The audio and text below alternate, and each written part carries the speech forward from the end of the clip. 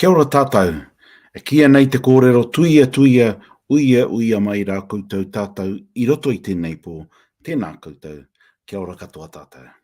Kia ora everybody, Che Wilson back again on Te Pai Waho, connecting to you tonight through a number of platforms.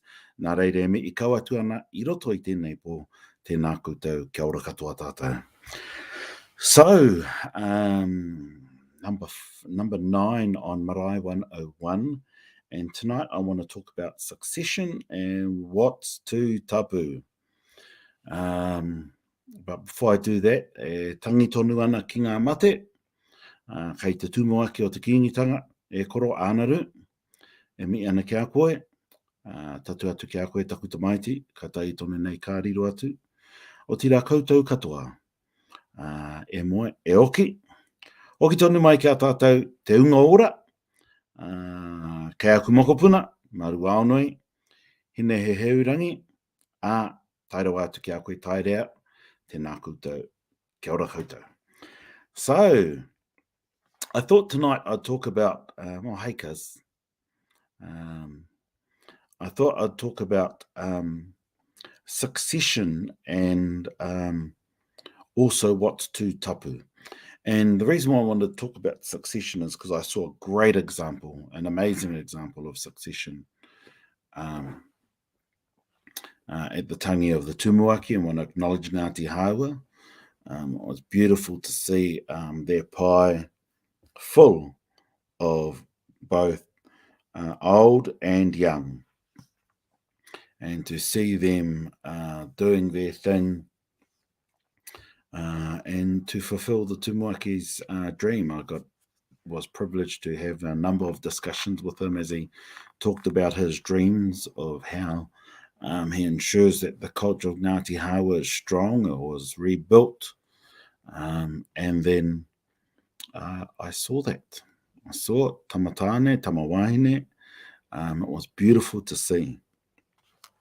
When I think about succession, we're really good at talking about succession and we're really crap at putting it into place. We always talk about future generations, blah, blah, blah, and we struggle with it. And I know even in my people, we struggle with it, which is sad because when I was taught, our succession was great. And I was just talking earlier at dinner tonight about how at the opening of Te Herenga Waka, which would have I had to double check, I thought it was 84, but it was 1986. And at the opening of Te Herenga Waka, that was the first time I participated in actively in a ceremony, and I would have been 11. And what was beautiful about it was that as we did the karakia, we were in the outside of the house, around the inside of the house, I was flanked by one of my older uncles and then one of my younger uncles. And so there was a protection mechanism in place. And I think we've got to just really think about how we do this and make it real. But I think we've created all of these things in our head around tapu as well. And yes, don't get me wrong, there are times when things are tapu, but there are other times when we should just be encouraging things to be done. I think about pōhiri, and there's a lot of people who disagree that women shouldn't or young girls shouldn't pōhiri, that young boys shouldn't vai kōrero. You know, I was raised, hi mum, I was raised at the huiaranga, so our girls were doing pōhiri right from midget age, so primary school age, and then from 12 upwards, you were doing male and female versions of vai kōrero. And I think we've just made it all too tapu. Oh no, should you respond to somebody who's young and snotty-nosed and all of this jazz? And go, oh my God, if that's all they've got, respect them for that. You know, otherwise it's all about you rather than acknowledging that many of our marae are actually really struggling. But the other thing too that really we forget is like our kuia who just passed away this year. She said to me when I interviewed her 3 years ago about pōheri, because her and a couple of our other key gun kaikaranga, when they've spoken to me about pōheri, they all started when they were 12 years old. I know one of my uncles, he spoke on Tūranga Waiwai when he was 14 years old. And people didn't like that because we had adopted the British tikanga, where you were seen and not heard. And we've claimed that as a Māori tikanga, but it's so not ours. You know, we forget that all of these captains of these wakas that came from Hawaii, they probably weren't even 40 or 50. But I'm sharing this because we've ritualized everything so much, whereas, you know, one of the things that Auntie talked about was, we no longer pōheri when we get out of our car. And what do I mean by that? You arrive somewhere, and the woman will get out of the car and she will do her pōheri, she'll do her karanga to te Aotearoa, to the maunga or the awa of that place, which is like a text today to say, Chukas, we've arrived. That's what the woman would do. They'd get out of their car, they'd do a pōheri, and she remembers many a time a big ope going on to a marae, they would hear somebody who just got out of their car down the road, which is saying, hey, I've arrived. So they then waited, which is just like a text. Chukas, I've arrived. Just wait for us. And then she also talked about, you know how people bring kai to the back? You know, they bring a matanin or a box of tin fruit or box of apples or whatever else, or bag of carrots. As they would bring that in through the back, whoever was there, whether they're baking a bread or washing dishes, they'd just stop washing their dishes. They'd do a pōheri, do a karanga to say thank you. And we've ritualized things that, no, you should only do that there. And okay, granted, I come from Whanganui and I live in Waikato, where it's still very active that you see our women do a lot of pōheri to a whole heap of things, not just on the marae. And I was talking to somebody from Ngaitahu tonight, and, you know, their kuia would talk about, they would do a pōheri, do a karanga, to say that the boats had returned, which meant, okay, the boats have returned, we all got to go down and help. So all of the stuff was practical application, not just ritualized stuff. And I'm sharing this because it's really hard as we navigate the loss that's happened with the older generations, and as we navigate the revival and how we're going to help each other grow. Because sometimes people's insecurities as older people, we have our own insecurities where, no, I don't want them to see that I don't know anything. So I'll just go, no, can't do that.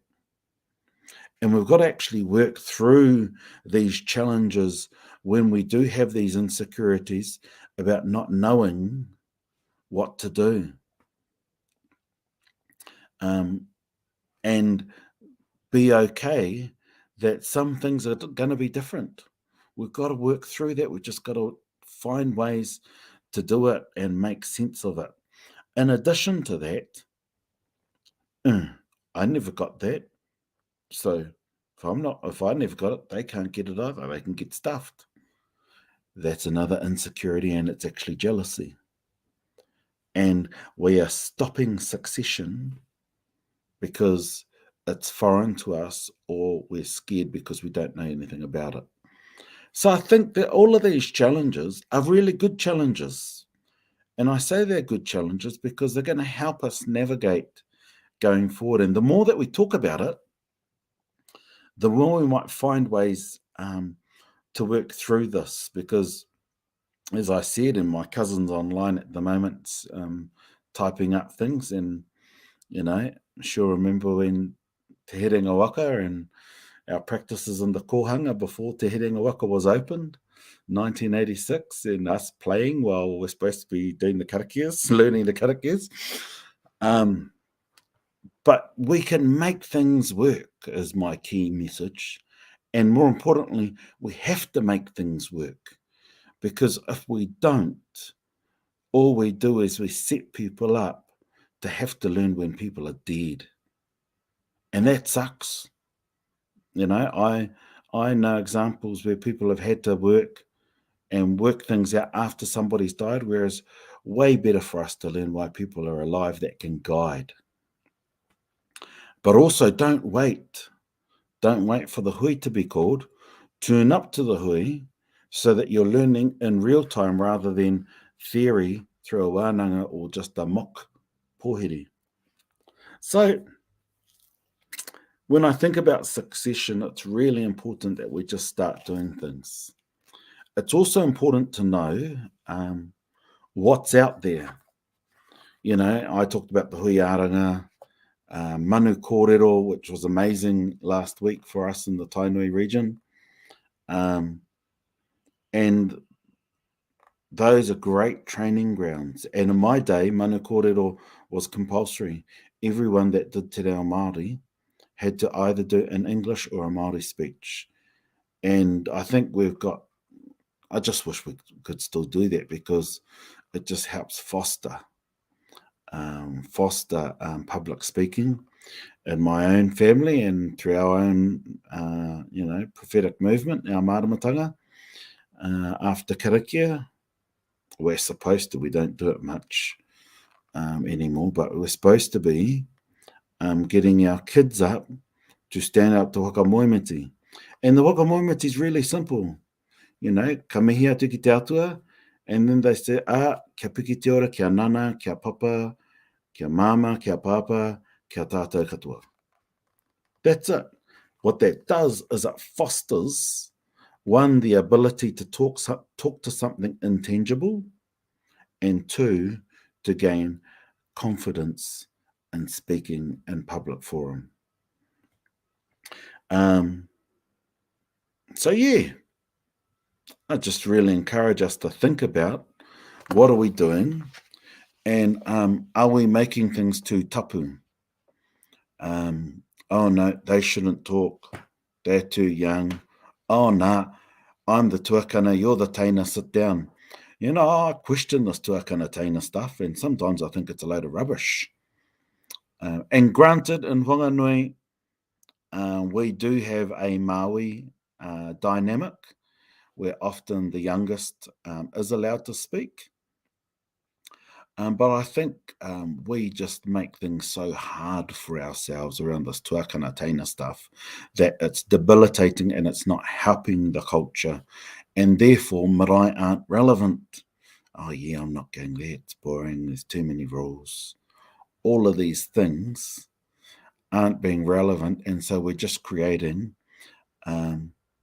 structures which might not help us as we go forward. So kātiake, just a few thoughts as I think about succession, and I think about what's too tapu. And I think the whole process of trying to succeed has become too tapu, that we make it so hard, when actually it could be a lot of fun. And I remember Uncle Matt was really good. This is my mum's brother. He was really good at making things really light. And because he was cheeky as, and even if you stuffed up, because he was so cheeky, he could get away with something which might have been really humiliating. But he made it light. And the more we make it light, while acknowledging there are still times when some things are tapu, but the more we make things light, the more Māori it will be. Because in the depth of deep ceremony, there's always laughter. Nā reira, kātiake, e te iwi roto I tēnei pō. Take care. It's raining where I am at the moment. But be well, be safe.